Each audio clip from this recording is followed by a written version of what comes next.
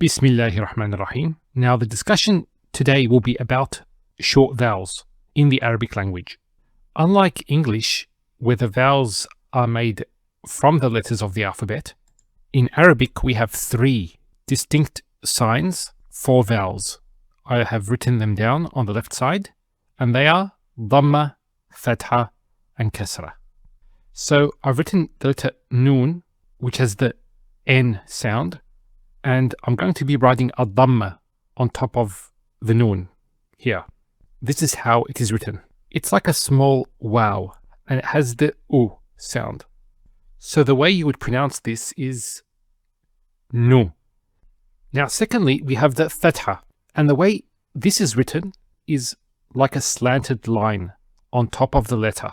And this haraka, or this short vowel, has the A sound. The way we would pronounce the Noon with the Fatha would be Na. Lastly, we have the Kasra.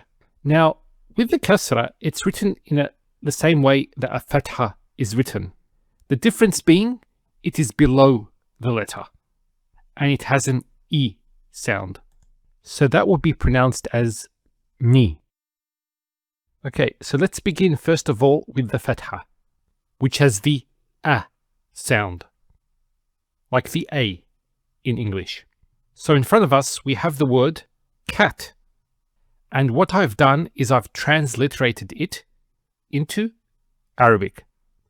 So we have here the kaf, which has the k sound, like the K in English, with a fatha on top, followed by a ta. And that ta would have a sukoon. We'll speak about this in a future lesson, inshallah. But the way you pronounce this is quite straightforward. It's one syllable. It's cat. Now, just a point about how you read a word. In English, you start from the left side and you move to the right.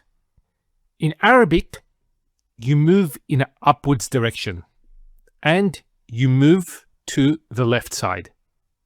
So from the right to the left. So you would pronounce the letter with the haraka on top and then continue on to the next letter. So the vowels are either on top or on the bottom. Next word is the word back, and that's how it's written in Arabic. Now, one thing you notice with Fatha is that when you say the A sound, your mouth is opened. A. And interestingly, the word Fatha comes from a word to mean to open. Let's get back and look at this word here. Now, this word is actually a verb. So let us try to pronounce this word. So the first letter we have is the Jim. It has the J sound. So the Jim with the Fatha would be Ja. Second letter is the Lam. It has it's similar to the L sound in English. Oo. So the Lam with the Fatha on top is La. So let's read both those letters together. Jala. Jala. Now the final letter is a Sin, and that has the S sound, similar to in English, the S sound. That with the Fatha would be Sa. The complete verb will be read Jalasa, which means he sat. And notice they're all short vowels. Jalasa, not Jalasa. No, Jalasa. We'll get to the long vowels later on, inshallah. Let's get to Damma, which is the U sound, like how we have either the O or the U in English. Okay, so we have the word book. Book. Now in English there's a double O. Here it's pronounced like a Damma. So we say book, that's a short vowel, even though in English it's written as two O's. If I want to transliterate the word book, that's how you do it. Very simple. Now if we look at this word here, put. Put, that's a short vowel. That's the Damma, right? In Arabic actually, there is no P sound. So when you hear people mentioning words with P, you actually hear Arabs use the ba, the B sound, not the P sound. Now, you will find P used by some Arabs, although it's not actually in classical Arabic. It's part of the dialect. Sometimes certain sounds are used that are different to classical Arabic. Okay, now we come to another word. Let's try to pronounce this word.